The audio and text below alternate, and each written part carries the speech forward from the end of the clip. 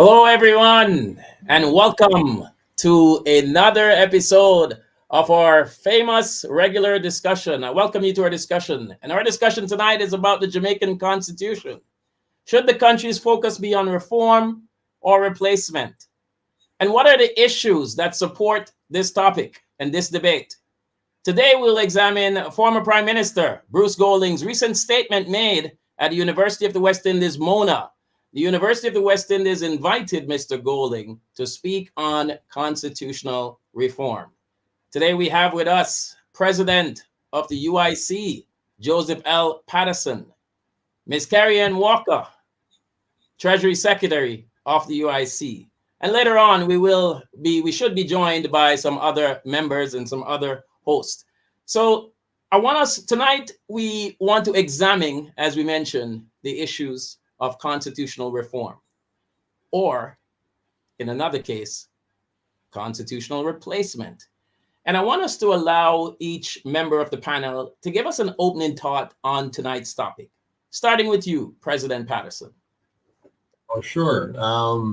There's so much I could say on the whole matter, but I think at the foundation of tonight's discussion is really to understand what it is that former Prime Minister Golding is advocating, what are the implications of each of his key points that he has laid out, and what do we as Jamaicans think of it, how should we process it, and what should we make of it. So if Mr. Golding is somebody that is credible, and if his arguments are such that they could lend themselves well to the development of Jamaica, then obviously we should embrace them wholeheartedly. If, on the other hand, on closer examination, we find that while the arguments themselves may sound very laudable and may sound very eloquent, that there's a subtle distinction, a subtle undertone, a subtle deviation from where Jamaica should be going, that we need to be very mindful of and ensure that we make the right decision. My position tonight is going to be one of fairness, one of being objective, and most importantly, one that will ensure that the people of Jamaica understand what good governance is and that we're not swayed by nice arguments that may in fact be a perpetuation of what currently exists. Thank you, President Patterson. Ms. Walker, your take. For myself, I'm still in school learning, a lot to learn, and I'm looking forward to the lessons I'm here to receive from my leader, Joseph L. Patterson. But in terms of the Constitution, it depends on who is dealing with the Constitution and the motive behind the Constitution. So far, we have certain constitutions that are not being respected and certain constitutions that could use a bit of improvement. So I'm interested in learning a lot more so I could make a decisive decision. Thank you, Ms. Walker. And just joining us, Fred Corbin, owner of CSW Engineer and social activist. We're speaking on matters of constitutional reform or replacement. Mr. Corbin, your take on this. I think you're muted. Your mic is muted. Hello, good evening to everyone. And how are you?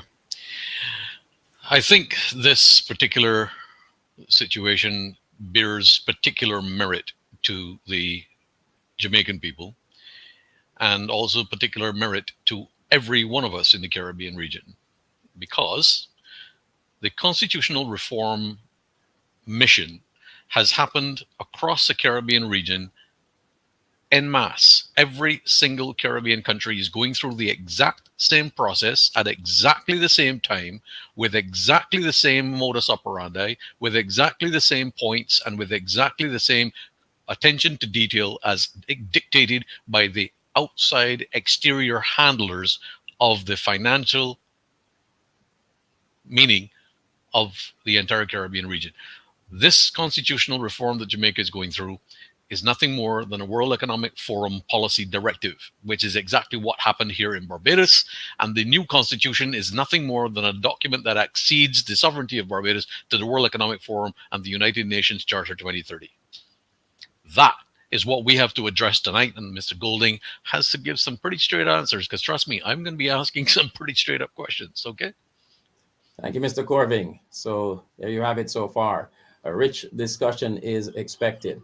Well, we will continue to delve into the discussion by examining a few clips from the presentation that Mr. Golding made at the University of the West Indies, and so that we can dissect these issues and the matters that Mr. Golding spoke on. We're going to start with our first clip.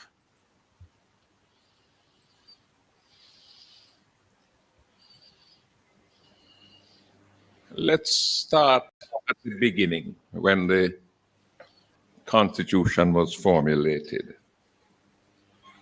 The criticism has been made that the process was rushed. It was done behind closed doors. Mm-hmm. The ordinary people of Jamaica were not engaged. Mm-hmm. Let us recall that the referendum, which mandated the move to independence, was held on the 19th of September in 1961. 1 month later, a joint select committee of Parliament was established to draft the new constitution. That committee held 12 meetings, all behind closed doors. The minutes of those meetings were never made public. Public submissions were invited, but initially the public was given only 14 days to make their submission. That was later extended to 30 days. But there was hardly any public education to help the public to understand what all of this was about. So there we have it, our first clip, and some very interesting things, some things that I want to respond, but I want to leave it to the members of our panel to begin dissecting this first clip. Ms. Walker, you're muted. Yeah. Sorry, my apologies. Yeah, it sounds like he's admitting that there was some fraudulency in the Constitution, the act of creating the Constitution. Firstly, he stated that the citizens were not involved, which is to me a breach of contract and a breakdown of trust.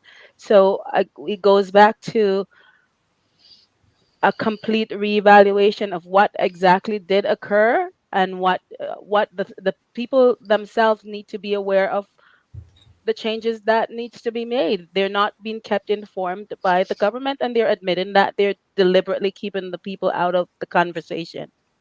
A breach of contract to me. All right. Anybody else want to jump on that one? Well, one of the things that I agree with carry on saying is that the people were kept out of the negotiations. Why were the people of Jamaica kept out of the negotiations of the most strategic decision in their best interests ever to be tabled in the history of the country?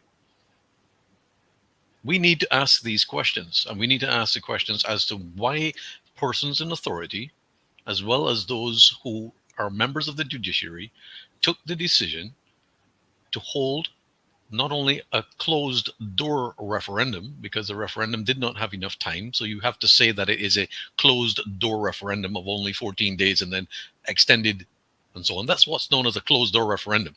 It's not an open referendum that the people will decide when the decision is made.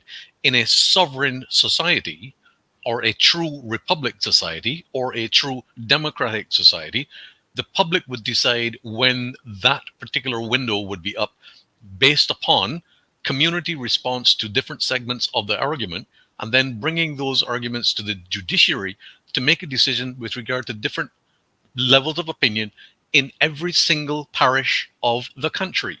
That could sometimes take up to 2 to 3 years. That's not a problem. As long as the people understand that their sovereignty and their ability to run and be affiliated and be part of the running of the country is part of their understanding.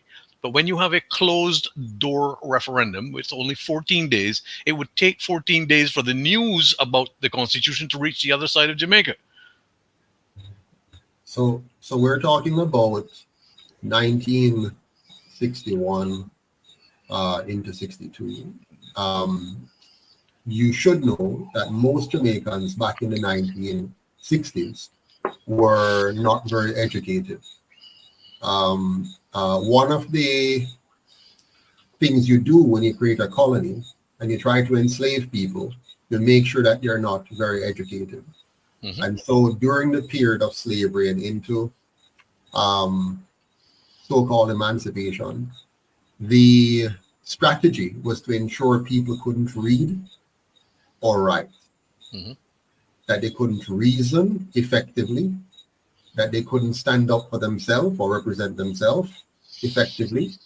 They would not be able to understand legal language. Even if you brought a contract in front of them, say, here's a contract with all the legal terms that today a fraction of us may understand, and back then not even 1% may understand.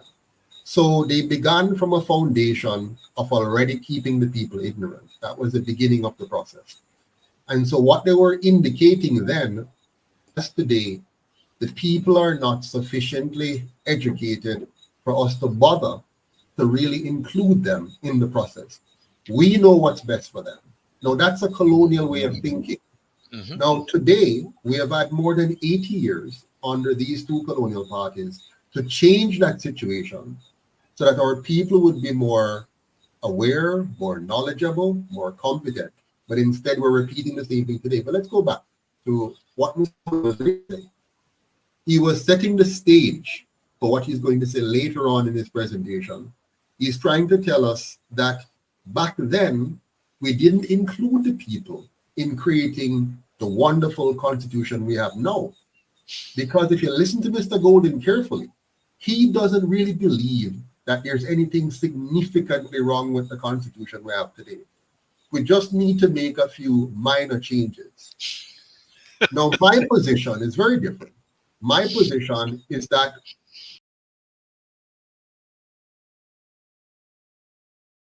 fraudulent constitution, first of all, meaning it was not, the people of Jamaica were not involved. The vision and mission and values of the Jamaican people were not the ethos behind its creation. Their desires and wishes were never the foundation of the constitution we have. And then they were never invited to even vote to ratify that constitution after the closed door preparation. To me, that makes it a fraudulent document, and one should not be tinkered with, modified, adjusted, or reformed, but rubbished and replaced. Mm-hmm. And so that's the premise that we need to begin with. But Mr. Golden and those who share his idea about this Jamaica will really be postulating that the best course of action for Jamaica is for us to continue to carry forward the colonial constitution and keep making minor tweaks and modifications so that we have Jamaicanized it. But it cannot be Jamaicanized because it was never Jamaican, and it can never be Jamaican because it's not designed for the people of Jamaica. Precisely. The thing is, what Mr. Golding has in his colonial mindset completely missed the boat on is the fact that he is an exemplification of precisely why the Constitution doesn't work. He himself is the exemplification of that, because that mindset has carried over into his entire attitude and the way that he delivers that and the way that he put it forward to the young people of Jamaica, where he tried to include the younger generation who have no context with regard to what constitutional reform even is.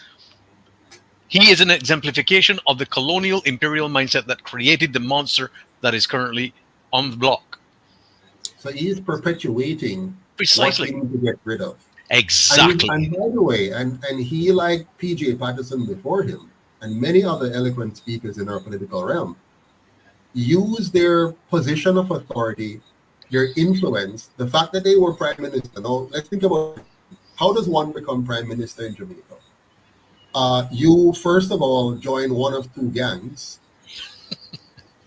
a part of its history, a part of its skullduggery, a part of its corruption, and then you're elevated at some point later on to being the front man of this gang, which to me is simply an organized criminal entity. Mhm. And then you happen to get elected. But how do you get elected? You use the monies that are given to you by those who rape our economy through the PSOJ oligarchy. You're able to buy the votes of those you have kept poor and marginalized and ignorant. And by virtue of that manipulation of your people, you have now ascended into the high office of most honorable and prime minister. And then we, the people, in turn, look at you in your stately position and admire you and respect you, when if we were intelligent and informed, we would disregard you and would be dishonored by you being any form of representation for us. But we shall come to that later, Mr. Moderator. I'll turn back to you. Indeed. The issue of constitutional reform is one that has a profound impact on the lives of Jamaicans in ways in which so many of us we're not able to grasp the magnitude of this impact that it has. And oftentimes we've heard the discussion, public education, inclusion of the public in matters of constitution. I remember a few years ago when Mr. Gold in he formed, he was a part of one of the founding fathers of the NDM, the National Democratic Movement.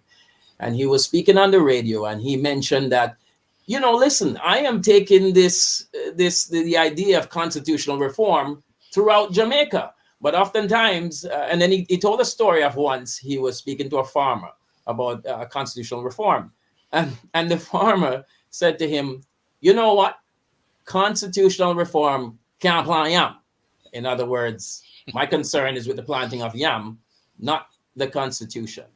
So my question to us tonight, because I'm a solution-based individual, my question to us tonight, how do we accomplish this? How do we accomplish the idea of educating the public, even the common lay person in the public, as we may put it, to the point of allowing them to understand the importance that the Constitution may play in their lives? I'll take a shot at that question, Kevin. Essentially, you have to start at the root cause when you're looking at making changes. For instance, one of the things that the Jamaican people must understand is when they came out of slavery, the British colony did not release them from enslavement. They actually transitioned them into a new form of slave system. When you look at when you talk about the Constitution, you got to go back to England, the monarch. When you look at New Zealand, Australia, Jamaica, Canada, anywhere there is the British monarch, you're going to find that the Constitution works mostly in favor for the king and the queen's family, not for the citizens. United States was the only colony that sets themselves free from the British hold. And so through the war of, I think, 1812, they were able to write their own constitution in the manner which suits their citizens. And so those are some of the important conversation we have to have. What is the history? What is the record? England did not release Jamaica. Their constitution is governed by their governor general. Jamaican people are not in charge of their country and their constitution. I think that's I, perfectly said. Yeah, go ahead, I, Mr. I want to look at your question from a different angle. You're asking, how do we educate the Jamaican people? We're doing that right now in our small, very small way, because the truth is, it's those who own the microphone, that those who own our media, which are the same ones who own our two major political parties, they decide for the most part the education of our people. The government of Jamaica has always owned the curriculum and they own the school system. So the level of Jamaica's intelligence and intellect is a direct derivative of the stewardship of these two colonial parties. So to the extent that the Jamaican people understand how a constitution affects the growing of yam and how much yam they have, and whether or not they have a proper roof over their head, is a direct result of those who control our education system. Now, you want solution. Here's the plain truth. As long as these two parties continue to own and govern our system of governance, which by extension means they control the economy, they control the education system, they work in tandem with those who control the media, the Jamaican people will never be enlightened or empowered fast enough outside of the work that we do and others like us. And those who are outside of the government tend to be splintered. So they don't work very well together to say, let us pull together our limited resources and get out there and educate the people. The people have a great esteem for what they see on television or what they see on traditional forms of media. When they go outside of that, it's usually for entertainment, meaning they'll go somewhere else for entertaining factors. Or you might have some vloggers who are very good and can actually hold an audience, but they themselves are ignorant of the realities and are not able to properly educate and inform. So we have to find a way, and that's what the UIC is doing, to galvanize, mobilize, energize people around the need to educate our fellows about what's really happening, and then controlling our government, taking control of our government and our media so that we can use that to complete the liberation process of empowering our people through education and good governance. So Mr. Patterson, let me pick your brain for a bit here. Yeah. So, with regards to my question, so we're focusing on the Constitution, even though the Constitution affects almost every sphere of our lives. But we're focusing on the Constitution from a legal perspective and the impact that that legality can have on the lives of day-to-day Jamaican. So we want to structure education as within a broader sphere context. Education beyond social media, education beyond the formal education, educating a solution to educate the normal Jamaican on matters of the Constitution with regards to how a changing of the Constitution can affect such things such as the daily political representation that they, the issues that they have of corruption that surrounds such representation and so on. How do we go about finding a practical solution to the regular day-to-day Jamaican on this matter? Painting the Constitution as a topic, as a subject, as an area itself. Go ahead. Go ahead. Yeah, I'll take a shot. To me, going back to your question, it seems the only thing that we are left to do is totally rehalt and start all over. We have to create a brand new system because the entire system has been so rigged to favor the political parties who have gotten away with all the injustices, that this we need a brand new set of political conversations, a political party. That's the only way we can move forward with everything that has gone on, because they are telling us that they're not educating the people. I've overheard Mr. Goldman in one of his conversations that he did not spend the time to invest in the teachers. The children who went into school came out as uninformed as they were going in. So these are not individuals that have the best interest of the individual, and something in the system is compelling them to get away with this level of injustice. So to me, you have to people have to now start to look at all different options, alternative. They have to take a gigantic step backward. Ms. Walker, I think you made a very powerful point there, because in essence, what you're saying is what we need to do is we need to create a new socialization. The solution to this kind of education that the general public needs, what I'm getting from what you say is that we need to create a new socialization, one in which the idea of what the UIC represent could cater to that. That's what I'm getting from what you're saying. Very interested. One of the But things that I noticed from go ahead, Mr. Fox. Who do you, when you say we, who are you referring to? Who is the we? We okay. So remind me of the we. Oh, you mean like what we're in terms of Well, I'm trying. Well, for example, when we talk about solutions, right? There are micro solutions and there are macro solutions. Mhm. There's a group of people who currently control the dialogue, the narrative. For example, when they wanted us to take the injection the other day, you had ads on television, ads on radio. Teachers were given talking points, nurses were given talking points, doctors were given talking points, media personalities were given talking points. The internet had publicity all over the place. Everything you write was tagged by something to say, this is what we want you to know, and what is. So when you say we, who is the we that's going? Because the powers that be, those who currently control our government, and those who locally and outside of the local context, they control the narrative. They control the levels. You can put something out and it's automatically flagged as fake news or misinformation. You can be censored. You can be blocked from a channel, easily. So when you say we, and how are we going to create this massive change of socialization if we don't have control over the levels that are used to create narratives and create trends and create the thinking? I see family members who became hateful towards other family members because the narratives was sent out and galvanized their minds to think a particular way.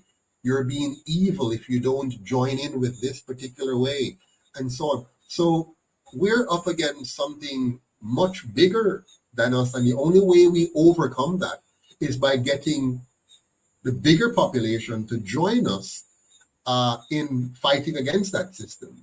So here in Jamaica, for example, we have about 2 million electors, those people who may go to the ballot and vote. 1.9 million have the right to vote, have the registration to vote, whether they live here or not.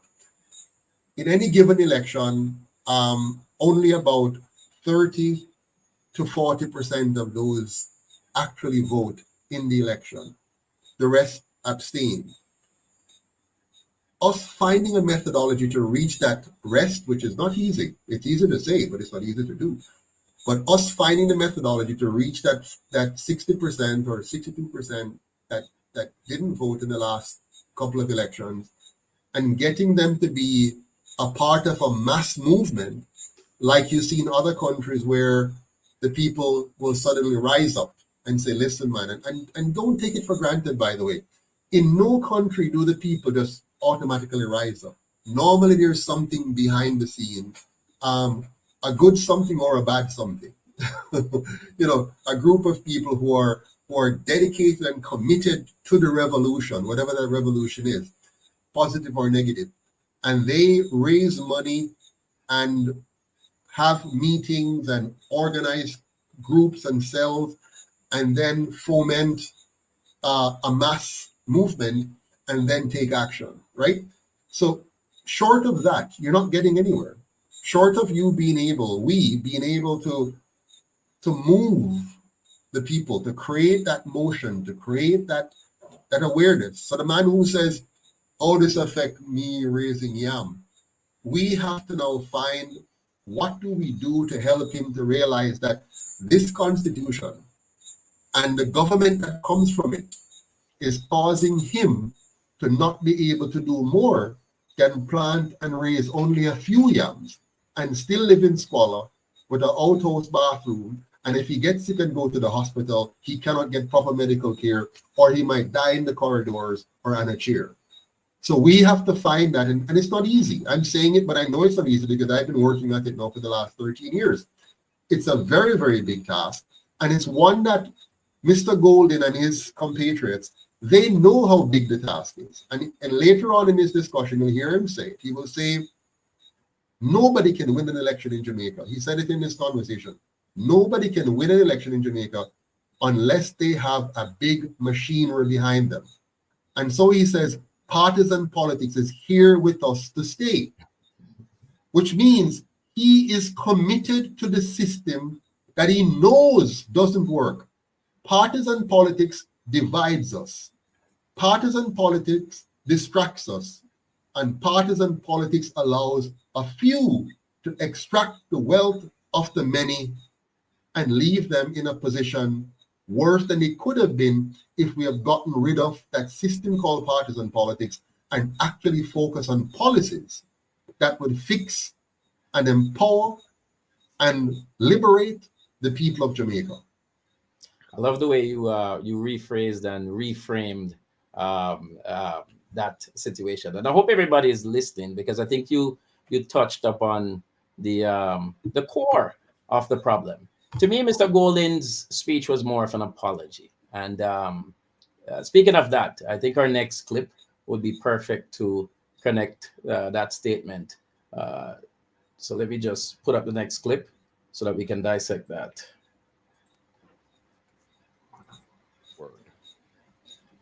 But notwithstanding that, it was rushed. But when I reflected on the last 60 years, 62 years of working under this, given only 14 days to make their submission, that was later extended to 30 days. But there was hardly any public education to help the public to understand what all of this was about. And by mid-January of 1962, a mere 3 months after the process started, the Constitution was drafted. And it was approved by the Parliament of Jamaica. So that the criticisms that have been made about that process are valid. Although, I must point out that the criticisms ignore the fact that prior to that, starting in 1957, we had moved towards self-government, where essentially the British government was only responsible for external affairs and defense. And that new arrangement had in fact been that it was rushed. But when I reflected on the last 60 years, 62 years,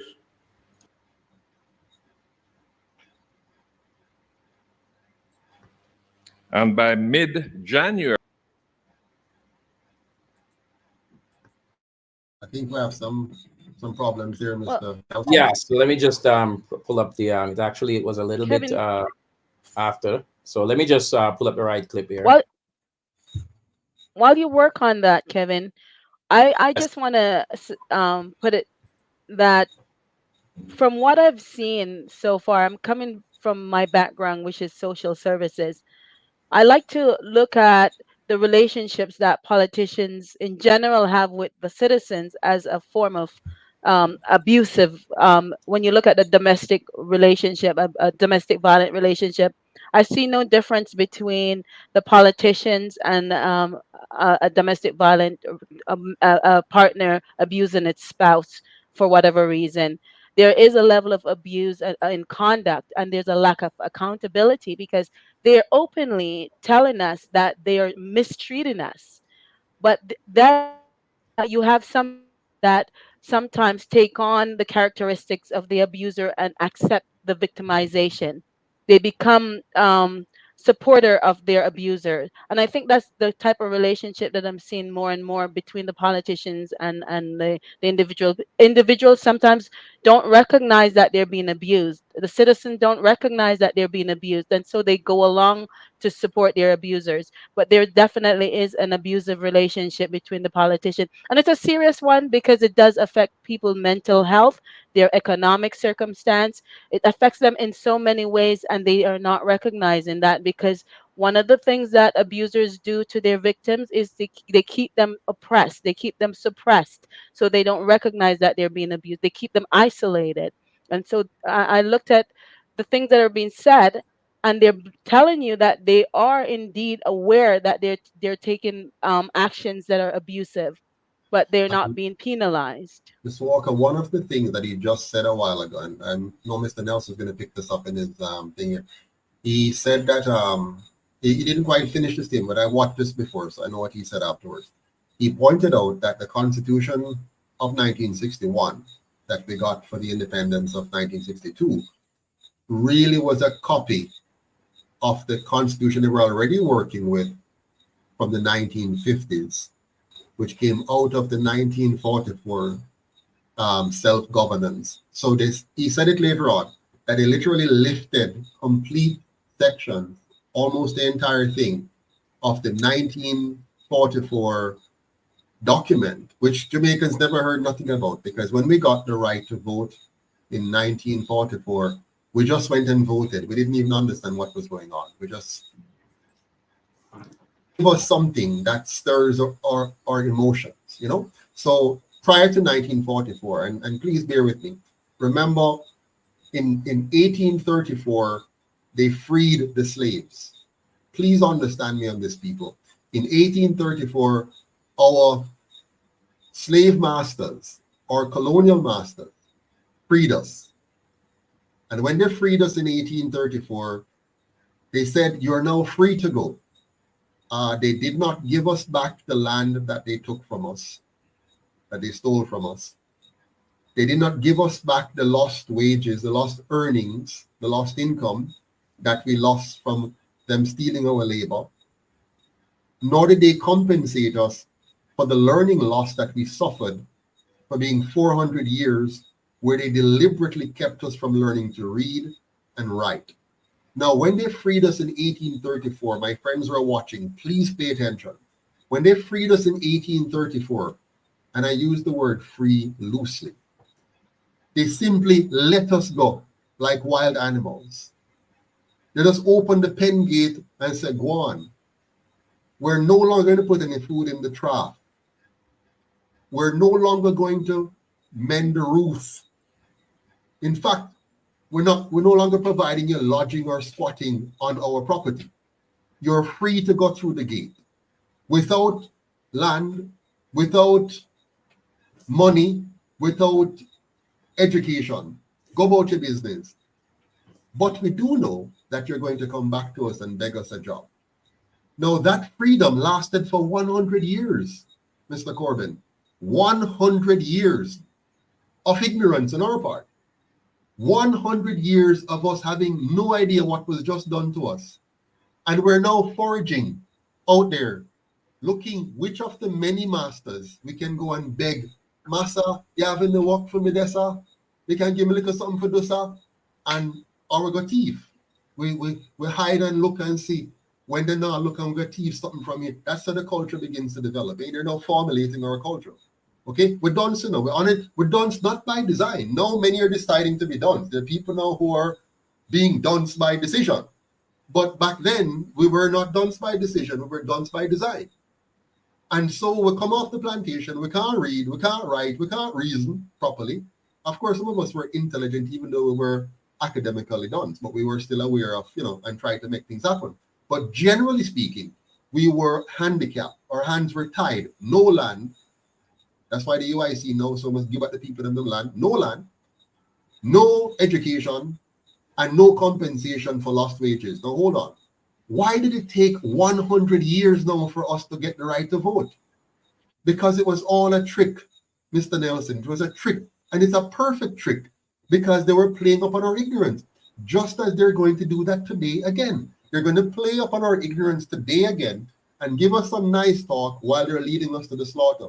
So watch what happened. in 1944 now, because some of us decided to burn down some more plantation and do some horrific things in response to how we have been treated, they said we have to find a way to contain them. Give them something. Give them the right to vote, but make sure we still control the end result of the process.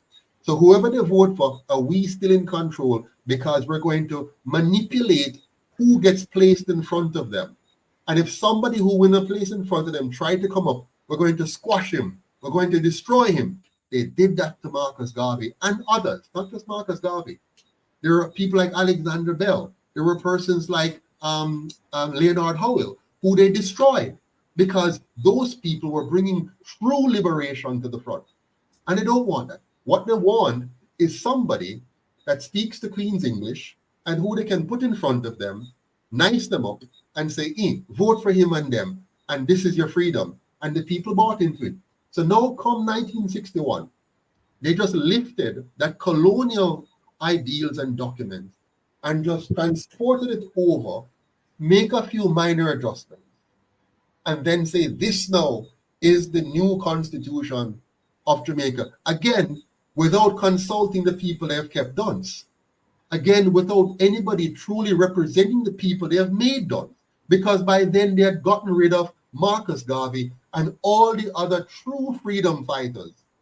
And they molded now a set of house slaves, a set of bakra masters, okay, who they're going to put in the middle as middlemen that shielded them, the real puppet masters, the same colonials who are still running the country. They still own the land, they still own the companies, and they still own the political process. But now they give us a few people on the front line. Some of them look like we, and some don't look like we.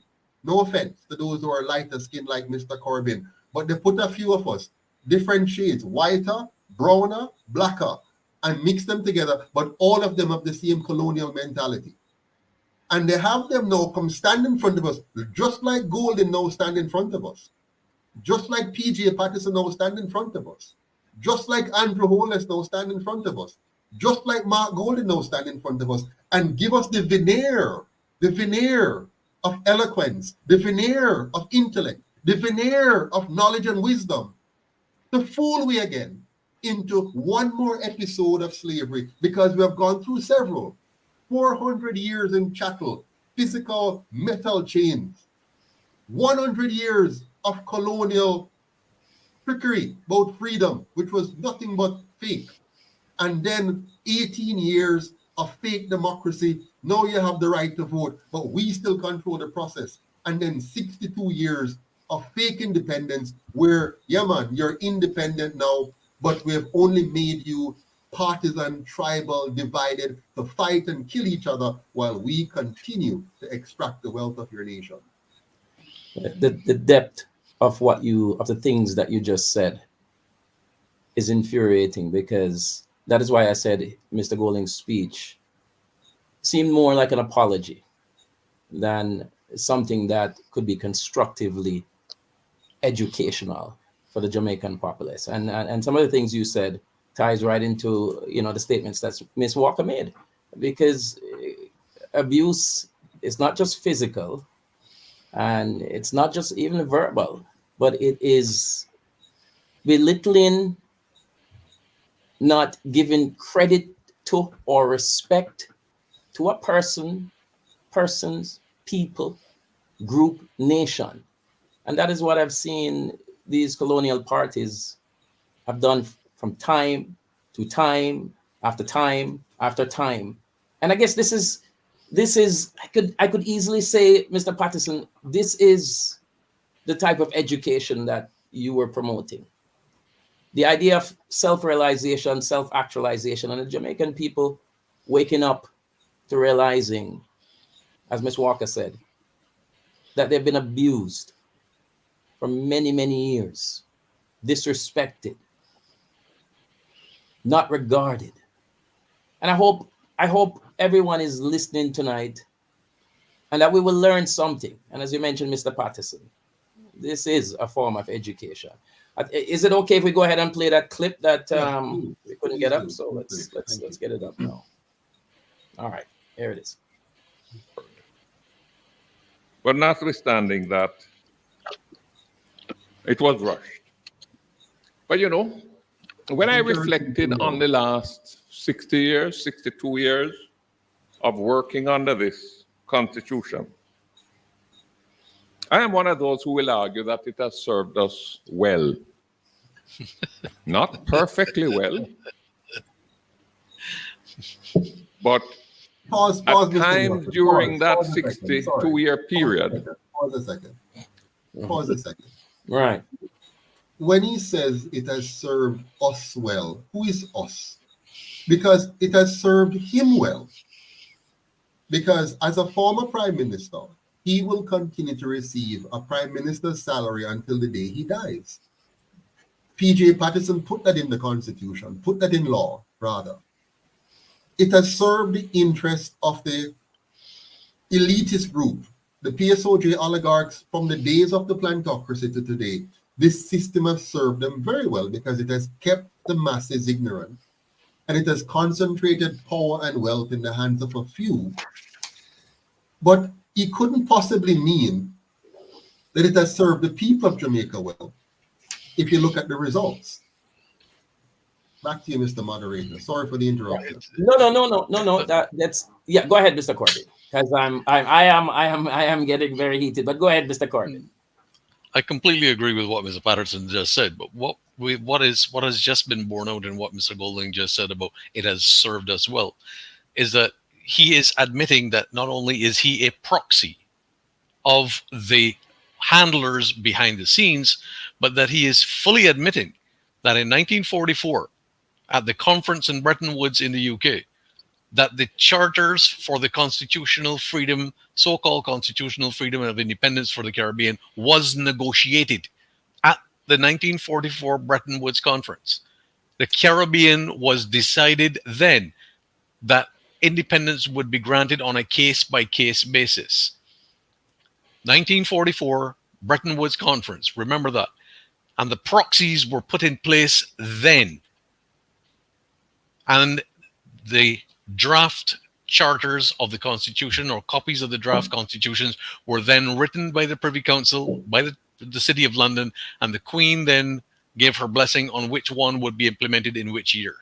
That is very important for Jamaicans to understand, because we had to go through this just recently here in Barbados, where we came to discover that the original copy of our Constitution is still in England, and we were only given a copy. Okay? And the Charter of Independence is not constitutional law. A Charter of Independence is not constitutional law. We have been operating under a fraudulent organization ever since we gained independence in 1966. You guys have been doing the exact same thing because it was all been fraud. And that was decided in 1944 at the Bretton Woods Conference, and Mr. Golding has been operating as a proxy of the handlers ever since. He still is. And can I add? Go ahead. It seems that there is also a two-tier system of justice where I've seen so many individuals have gone to jail for lesser crimes. And if you're in a company and you're hired and you're not proficient in what you're expected to do, you're fired. But these politicians are getting away with high treason, high crimes. And that's why they're able to be so reckless in their language and admit their wrongdoings. They're fully aware of what it is they're doing. They're fully aware that they're in a corrupt system. They've participated, but there's no penalty. There's no repercussion. And this is why we're here today, because they're allowed to get away with far more criminal activities than the ordinary citizen. Well, bear in mind, the system is designed to legalize certain things. So corruption, for example, depending on how it is constructed, can be legalized. And a person who is, let's say, for example, in the police force, is able to carry out crimes legally because he's covered by the law. So depending on how you design your constitution, how you design your country, bad things can be legalized and good things can be made illegal. See, so that's why you can never trust something by basically whether it's lawful or not. For example, at some point in some countries, slavery were legal, meaning you're doing something bad. It's immoral, it's wrong, but under the law, it is legal. And there are things you can do that's good. For example, in some countries now, you can't catch rain off the roof, which is a good thing, to harvest rainwater. They're now making laws that says that's wrong. In some countries, they're going to block you from being able to have a backyard garden, for example, and say that's wrong, and so on. So, but Mr. Nelson, in the interest of time, let's see if we can zoom to some of those other points quickly. I think you were repeating a while ago, though, the one you were playing. So let's. Okay. Yes, for sure. So I'm going to fast forward a little bit, and we can pick up on one. I just want to make a quick point, though. And then force us to be shorter in our responses. Cut me off. Yes, for sure. One of the things that I noticed and that I want to say to our viewers is that if you go ahead and you watch that speech by Mr. Golding, you'll notice that his speech moved from being an apology to one of arrogance, and then towards one where it was seemingly he was mocking us. He was mocking we the people. And I think, as Mr. Patterson alluded to, the concept that this is what they do to us time and time again. They have no regards for the Jamaican people. As Mr. Patterson mentioned earlier on, this is what Mr. Golding was technically saying in the speech. This constitution is what you have, and you have to work with it. The same Bruce Golding who campaigned back in the days of his NDM days on constitutional reform. He's now telling us, because as Mr. Patterson said, he's been there, he's done that, he's been the prime minister, he's lived it all. It's no longer important to fight for the people, right? Hey, all right, let's go ahead and play another clip here. Start here. Oh, that's not. The second argument put forward by the recent constitutional reform, he seemed quite interested in the matter, but seemed to have had little interest in removing the Queen.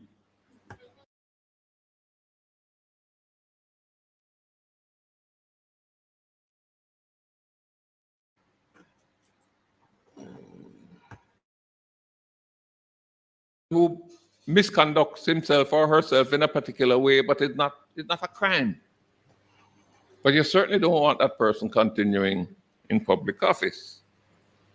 And hence, the 1995 recommendation also included misconduct so serious in nature as to render the holder of public office unfit to continue, considered that they were sufficiently important and impactful to warrant removal from office. The second argument put forward by the recent commission is that the impeachment process can easily be manipulated for partisan political purposes.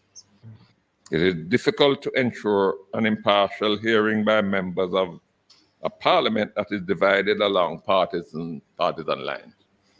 Now, I'm in sympathy with that concern. I find sympathy with that. I have a deep disappointment that the political maturity that I thought was evolving, where partisan political interests could, in certain situations, could be subordinated to the national interests. I'm deeply disappointed that that evolution has not materialized. We are as tribalistic as we ever were. It's only that we no longer trade bullets, we trade insults. We are averse to finding common ground. Right. So, Mr. Golding, is confusing us, but at the same time, he's admitting that the GLP and the PNP has failed us. He's at least seemingly admitting that they put partisan politics over country and over Jamaicans. Your take on that clip, guys? Well, I mean, what I hear him saying really is he's telling us that, and if you listen to the entire thing, he's telling us that partisan politics is here with us to stay. It will not go away. It is a part of our life forever. And while we have stopped trading bullets, which is one of the consequences of partisan politics, we now trade insult. But I like to use these opportunities as a history lesson. All the rich countries of the world, or most of the rich countries of the world, the older rich countries, the old ones, like Britain and the Netherlands and France and Spain, they got their wealth primarily from colonizing other countries and extracting the wealth of those countries for the benefit of their people. And once they get to a certain stage and the world evolves to a certain point, they then introduce what we now know as democracy. And a part of that fixture is partisan politics. They introduce that to the people.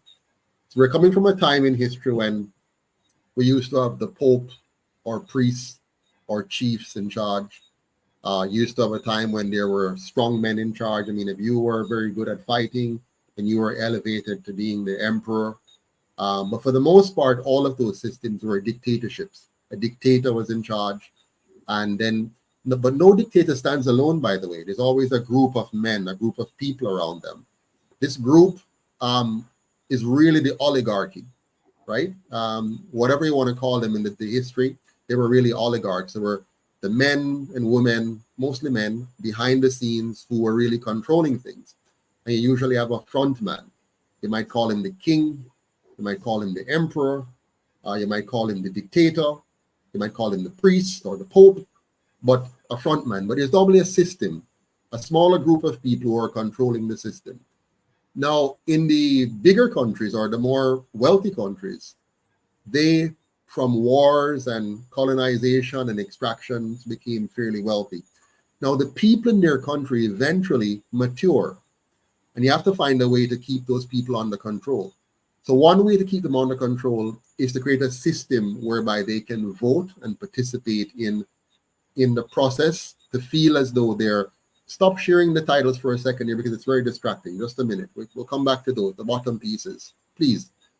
So what's happening here now? Take it off for me, please, Miss Walker, because it's too much to digest in a, So what happens is, over the, I think we're having some issues here. 1 second.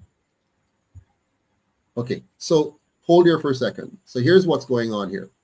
So these guys, these oligarchs behind the scenes with a front man, call it whatever you will, president, king, emperor, dictator, pope, priest, they're still a small group. And it's a form of dictatorship. However, the people, as they become more mature and more aware and more dissatisfied, you have to find a way to control them. So you eventually give them democracy, but it's not real democracy. You make sure that they can now vote and participate. Now, to control that system, you create subgroups, and you call those subgroups political parties. Yeah. Now, those parties have to have some kind of funding structure and mechanism if they're going to survive. So none of those Puritan parties that are pure and true, that really want real change, will ever get the backing of the rich and powerful. You follow me, right? They'll never get the backing of the rich and powerful, because the rich and powerful doesn't want a political party that is going to bring real reform for the people. So now those that do get the funding, they're already now suspicious, but the people don't realize it. All they see now is the front again. For example, if a party can call meetings and give everybody food and drinks and t-shirts and caps and print beautiful flyers, let's wait, guys. Let's wait on the comments for a bit, please, because we need. So once they get all of that nice things and they get called out to big conventions with banners and colors and balloons and stuff, they say, wow. And then they focus now on either the charisma of the leader or a few points that appeals to them. For example, elect us and we'll give you free food, elect us and we'll give you free health, elect someone who give you free education, whatever it is, and the people buy into this. But remember, what you're doing with this party, you're really using it to control the people. And what you have set up now is a kind of options for the people, because people like to know that they have options. But you can't have too many options because it's hard to manage too many options. So normally you end up with two primary options. In Canada, it's the Conservatives and the Liberal. And later on, they added the NDP, which is a more left-leaning party, the Liberals, a little more centrist until recently, and the Conservatives a little bit more rightish. And they get us now divided by left and right and maybe even center. In Jamaica, it's the JLP and PNP. In America, it's the Republicans and the Democrats. But the real decision makers are the money people behind the scenes. Occasionally, they may even trick us, like they did with Obama, and say, look, how much small donors he got. Yay. So he's really supported by the common man. Not true. He first got a lot of big money to make him present and there, and then they go for small donors to then report that to you and make you feel as if something organic and grassroots is happening here until you see the end result. Now, why am I making this point? The point I'm making is none of these countries became rich by what they're asking us to become rich by. None of them had a divided population killing each other and then became wealthy. They had a dictatorship that was doing the work that was necessary, that they thought was necessary to harvest wealth from other people, and then cultured their own people the way they wanted to, and then gave them political parties to manage them and keep them in check. There'll be absolutely no country that uses what they call so-called democracy or partisan politics to become wealthy. Let's take Singapore, for example. Singapore quickly realized that this model that they've given them would not work. But Singapore had leaders who were highly intelligent but fully committed to their citizens, which is something we have never been blessed with. You need to have both of them, right? Highly committed to the citizens and highly intelligent. Because you have, for example, in Africa, there were some leaders who were highly committed to the people, but they weren't highly intelligent. So, for example, the moment they got independence, they immediately rushed into socialism, which was to tell the people that we're going to give you everything practically for nothing, which makes no sense. I'll get into that another day. But the bottom line is this. Once you buy into the methodology given to you of dividing your nation into tribes to fight each other, perpetually at war for scarce benefits and spoils, and those who get to occupy the government gets their turn to engage in corruption, because that's the only way it's going to work. It's going to break down your people, make them corrupt, destroy their morality, destroy their mentality, and make them weak with their division so you can still control them from the outside with your grants, with your loans, with your policies, with your agendas, and so on. But the Singaporean leadership decided, hold on a second, we can't do that. But they didn't do it the manly way, for example, to get up and beat your chest and be very vociferous. They quietly adjusted their business locally. Yeah. So they never continued with no monarchy over them. They quickly set up their own little president in their own system. The leadership ensured to address the basic need of the people immediately: housing, jobs, a non-corrupt government, safe streets and communities, and an environment that is built for them to enjoy the best possible quality of life that their tax dollars could buy. And so because of that, the people had a tremendous amount of faith and confidence in Lee Kuan Yew and gave him more and more time to complete the obviously good project that he has started. And so by the time he left office, more than 80% of the Singaporean people had housing. All of their children had high quality education. They were brilliant. Mathematics, science, engineering, the arts. He elevated them. What have we done in Jamaica? We withheld property from the people of Jamaica.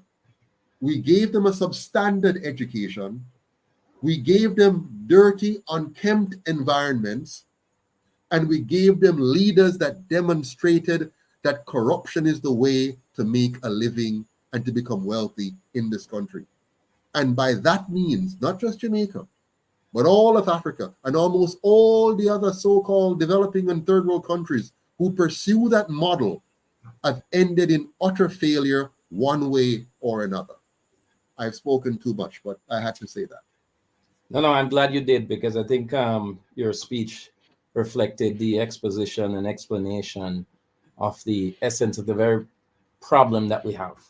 And I know oftentimes, I want to put this to us, we showed the last clip, oftentimes, it is this kind of playing with the minds and the heads of Jamaicans that somehow propels this machinery ideology. And Mr. Golding said that in his speech. He went as far as to say that unless there is force, we cannot change not only this constitution, but the present system. And so oftentimes you'll hear people say, well, without a political machinery, or without this or without that, no third party, or et cetera, stands a chance. But Mr. Golding needs to understand that force oftentimes is not only physical. Force and change have always been a part of human history. And that can be gradual. That can be gradual, Mr. Golding. That can be gradual. And oftentimes, gradualism is where potency occurs. So watch out for that. Just going to play the final clip, and then we can have a say on it. Well, there are a couple of things that are very important to Jamaica. You're the first person that I've actually voted for. I love your fireside chats. Sorry, can I interrupt that for a second, Mr. Nelson? Yes, go ahead. Yeah, please. We haven't really gone through so many of the pieces of his presentation. But just to hasten this issue, the question that the gentleman is about to ask is Mr. Golden flip-flopping on his position. Right.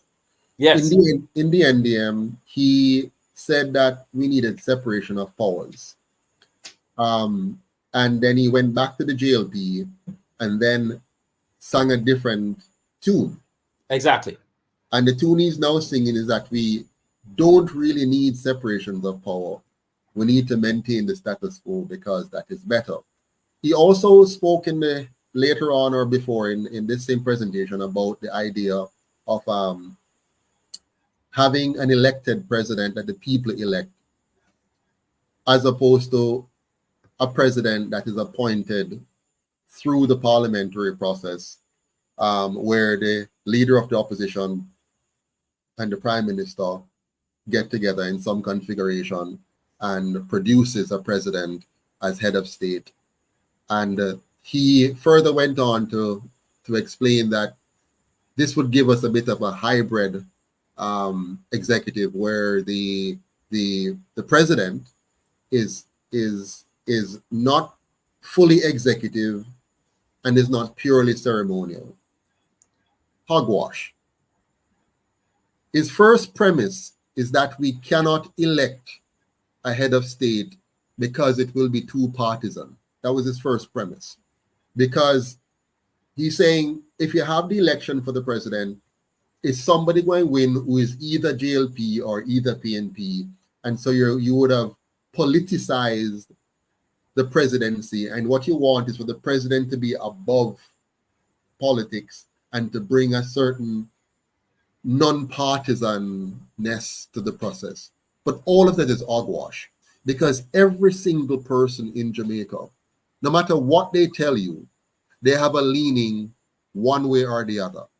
Either they're leaning towards or supporting off the green, or they're leaning towards and supporting off the orange, or they're leaning towards and supportive of none of the two. Okay? So there's no such thing as a person not having a position. What you really want is a system designed with checks and balances that nullifies any corrupt influence of anybody, regardless of their political persuasion. The UIC has provided that, but they have eliminated that from the conversation. Jamaica has 4 registered political parties. They have a process you have to go through to become a political party in Jamaica. That process includes you having to go and get the signatures of hundreds of Jamaicans. The UIC went around, the requirement is 500 signatures you have to get. Persons have to give their name, their address, their telephone numbers, and their signatures to say that they would like for this party to exist, plus some other stuff you have to do, a whole Bible of stuff you have to do.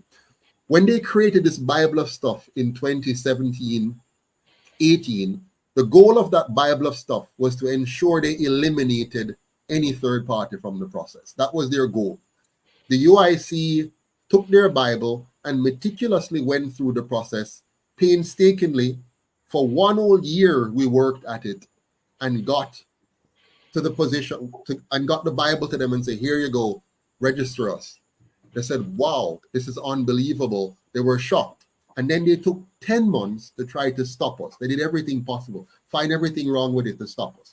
And we fought them and fought them and fought them until on December 2nd, 2019, they acquiesced and gave us party status. Now, how can you have a constitutional reform committee where you then eliminate one of, in fact, all other registered parties except the 2 that has always been controlling our system, because you don't want the people to hear from them? And if Mr. Golden and Mr. PJ Patterson and any other Jamaican who are talking about this meant Jamaica well, they would ask the question, how can you have 4 registered political parties? 2 of the new ones are active or is active and fully participating in the national discourse, even though you have blocked them from your media, you've blocked them from your newspaper, blocked them from your television, and you try your best to never mention them in anything at all. They have never been invited to any of the other things. Even the church doesn't invite the UIC when they have the national prayer breakfast for the nation, where they're going to pray for the well-being of the nation, and they're godly and they're reflective of Christ. They themselves, year after year, because they are partisan, because they are leaning and supporting us, they make sure that they never invite the UIC to come on the rostrum like they invite the other 2 to speak to the nation and to participate in the prayer for the nation. And they've done that to everything. The last time they invited us to something, the ECJ, the Electoral Commission of Jamaica, they couldn't help it. They had a commission here from the Commonwealth, and the commission was going to talk about how the new electoral laws that their colonial masters, has passed down to us, and we implemented it, and they wanted to evaluate it. They invited the UIC, and I'll shortly tell you how it goes. They tell us we're going to have about 2 or 3 days with the consultants and at a place of our choosing and whatever. And then suddenly they tell us none of that applies anymore. You have 1 hour, come to a Zoom meeting. Whoa. And at the Zoom meeting, 1 hour, they put the 2 other political parties in that Zoom meeting. The other 2, the 2 colonial ones weren't a part of it. They tell us that, oh, this is just for UNO. So I said, so what happened to the ones with the others? Why weren't we invited to the ones where the other 2 would be there and presenting also? No, that's different because of whatever. Then in the middle of that 1 hour, they brought in one of the other parties because for consultative. I said, no way. How can you bring? And we had a big thing. And I went to bat with them on the system, which they couldn't answer. And that is why they have made sure that the Constitutional Reform Committee does not include the UIC or any other registered political party. And they are going to make sure that they keep this thing quiet. So Mr. Golden, he is committed to maintaining partisan politics because we, the UIC, have designed a solution. Here's our solution.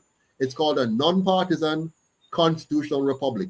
And the foundation of fixing that system is to eliminate the PSOJ oligarchs from being able to control the parties and the candidates by having a 100% publicly funded system of election campaign financing. So what you would have is every candidate, once you qualify, you meet the qualification standards, you get the same access to newspaper, radio, television, town hall meetings, and debates.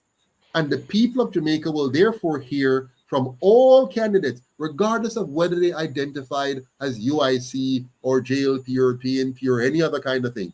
The people will be able to hear everyone.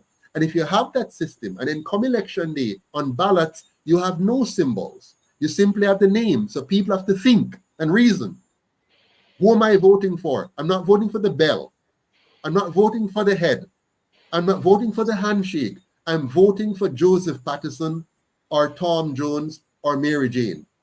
And so you start to move the people away from this colonial partisan thinking, by the way you design the system. But they're making sure that they do not put design in. Mr. Corbyn, you know this. You're an engineer. Systems are important. Based on how you design the system, you get outcome.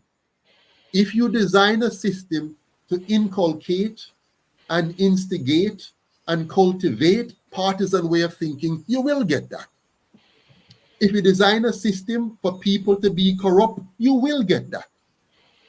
If you design a system for people to become unthinking and uncaring, you will get that. And so that is why when they talk about constitutional, the people are not connecting.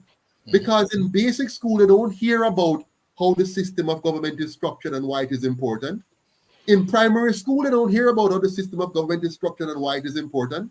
And in high school, they're not learning about it and seeing the connection between it and their daily lives. So now that them big and old, and I try to put food on the table, where I'm going to find time to think about some abstract thing about there, we're going to convolute it. All of what he said on there, only a few Jamaicans will listen to it and have any kind of whatever. The average man is busy pushing him snow coat, him handcart, trying to get our yam and breadfruit and pumpkin from St. Elizabeth to Coronation Market, trying to run to him 2 and 3 jobs to put food on the table, coming home late from him late night shift. Him not have the time for this kind of intellectual discourse. And you have designed him that way. Because when he left high school, guess what? Most Jamaicans don't pass English and math in high school. Okay? Most Jamaicans. Where do you learn reasoning, comprehension, communication? Where do you learn analysis? Where do you learn problem solving? Where do you learn to reason from cause to effect? And if we fail 70% of our students every year, where are they going to have the wherewithal to want to much more to properly engage in a constitutional reform discussion? You would therefore have to now make special effort. And just like you were offering them pizza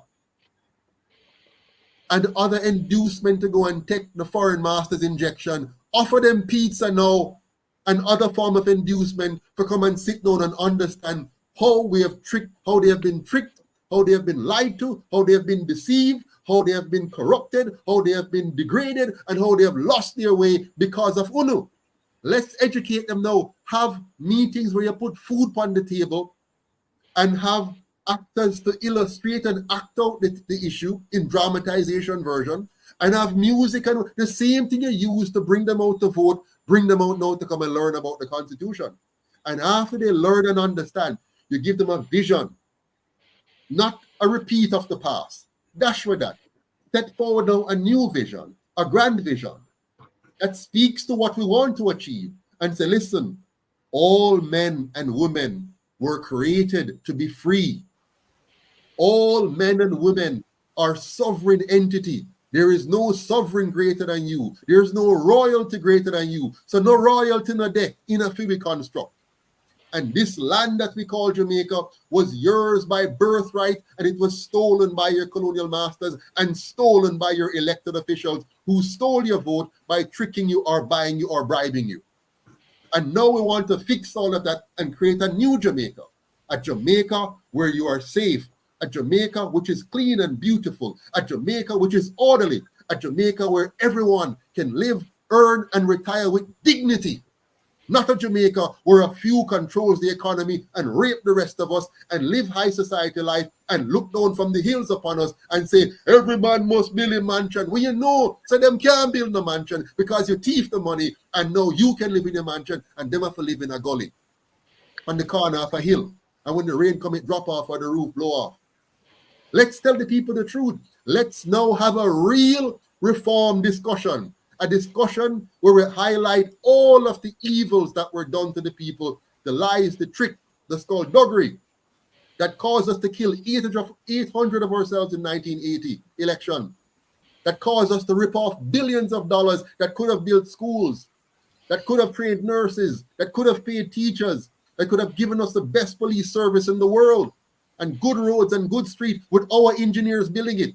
Let us tell the people, we have robbed you, we have lied to you, we have let you down, and we're not worthy to be sitting here talking about we're going to reform your constitution. We have no place here, we have no credibility, and it's time for us to go, and you need new leaders, new system for us to have a new Jamaica.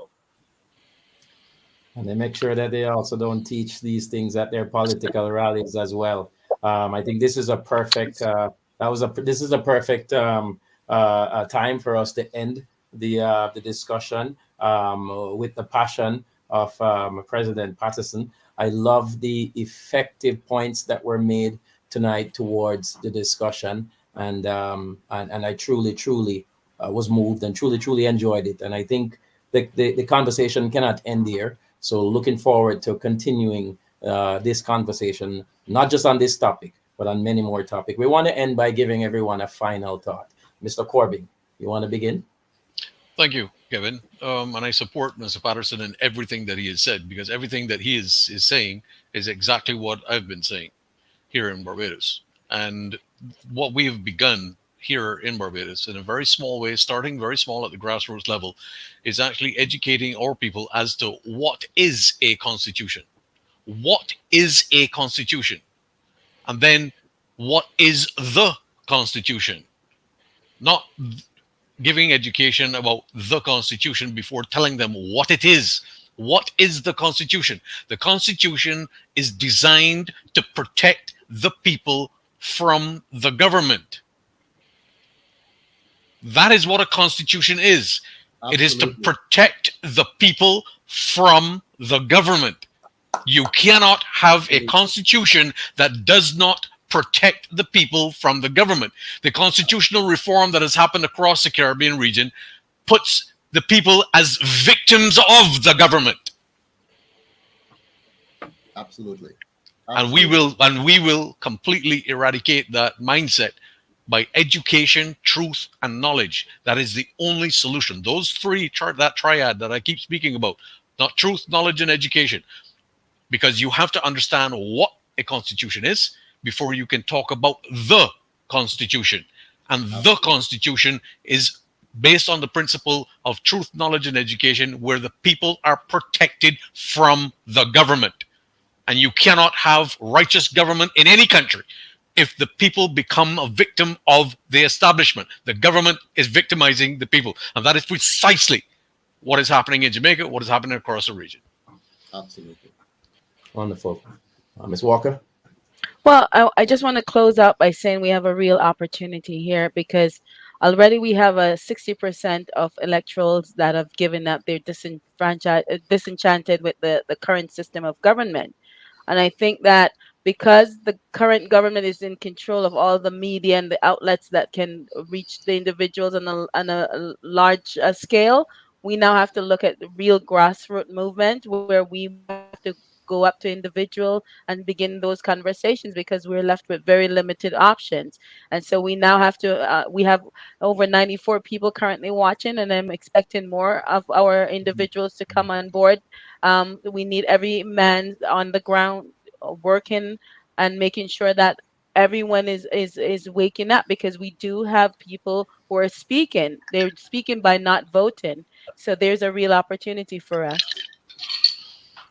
Mr. Patterson, you want to close us out? Sure. Thank you very much, everyone. Before coming on the program, Mr. Moderator, I wrote down 5 points that I wanted to make sure I make. I'm not sure if I made all of them. I'll just quickly go through. I think in one of the comments on Mr. Golden's program, there was mention of a threat to democracy. I don't know if you heard that piece.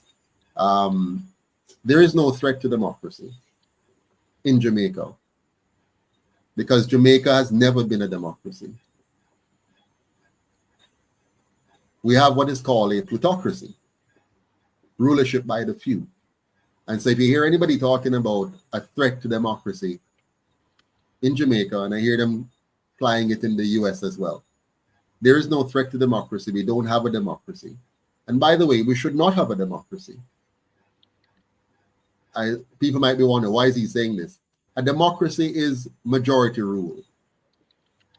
In any society, you cannot be governed by the majority rule. What you must have is democratic decision making on some issues.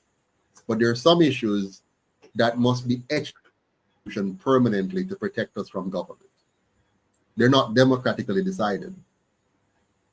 You understand me? So, for example, your fundamental rights and freedoms are not up for democratic debate or democratic vote. So nobody should have the right to vote away your rights. So you want to be very careful about, and that's why we want a republic. A republic ensures that it understands and enshrines in the Constitution your right to be a sovereign individual. So nobody can play with your freedom of speech, your freedom of movement, your freedom of association, and your freedom of choice. You follow me? Nobody can mess with your bodily autonomy, because those would be enshrined, and they don't change based on a pandemic or a war. They're always protected by the Constitution from any politician or political party or oligarchs working behind the scene. That's why we must be a republic, a constitutional republic. And why we say constitutional, meaning your rights are fully protected in the Constitution, and that determines the limits of government and what they can or cannot do. That's number one. I also see where Mr. Golden speaks of, we get the government that we deserve and the Constitution we deserve. Wrong. We did not get the government we deserve, and we did not get the Constitution we deserve. We got a raw deal because we were made ignorant by the colonial masters and kept ignorant by our fake government. So we're not getting what we deserve, we're getting what they design. You follow me? And they will fool us and have us think that we are suffering because of our own bad decision. You'll hear people say, well, if the people then vote for them. That's not true. We have been conned, duped, tricked.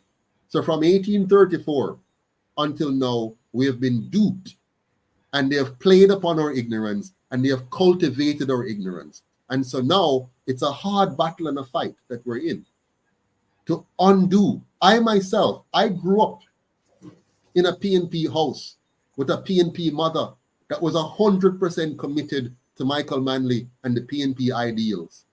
And I was grown up and trained to hate the JLP.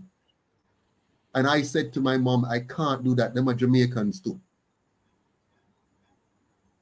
They are like me. They just happen to be on that tribe.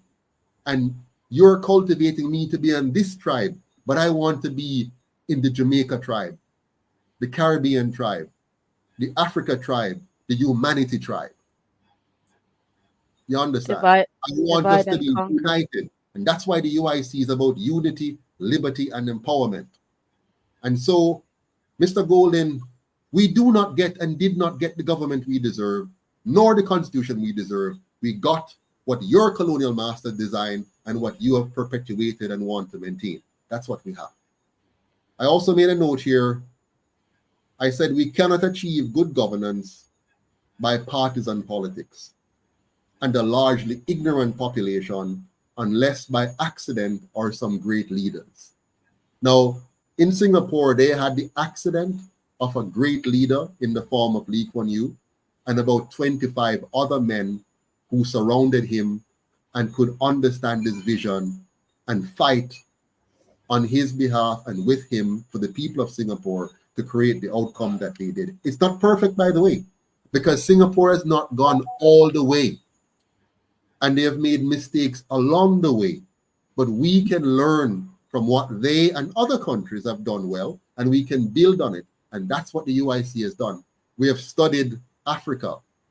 I've been to Ghana myself and paid attention. We can study Germany. I've been there myself and paid attention. We can study the Netherlands. I've been there myself and paid attention. We can study England. I've been there myself and paid attention. I've been to India. I've been to Myanmar. And whenever I go to these countries, I make sure to study their government, not just theoretically, but I go on the ground and feel the energy and talk to the people. In Ghana, I went into the Kumasi community in the tribal hills and lived among the people for a little bit, but just to feel and understand what they're going through. And I realized then, I said, my God, they have 30 million people, but it's 30 million Jamaicans living in a bigger Jamaica because they have made all the same mistakes that we have made. They have followed the same tribal partisan politics, implemented the same colonial policies, and gotten the same results. So even though they are much bigger than Jamaica and have far more wealth and assets than Jamaica, the people of Ghana are not experiencing the wealth that could have come from good governance. And that's what we want for Jamaica, and that's what we want for Africa, good governance. Partisan politics is designed to divide and distract so that the puppet masters can continue to extract.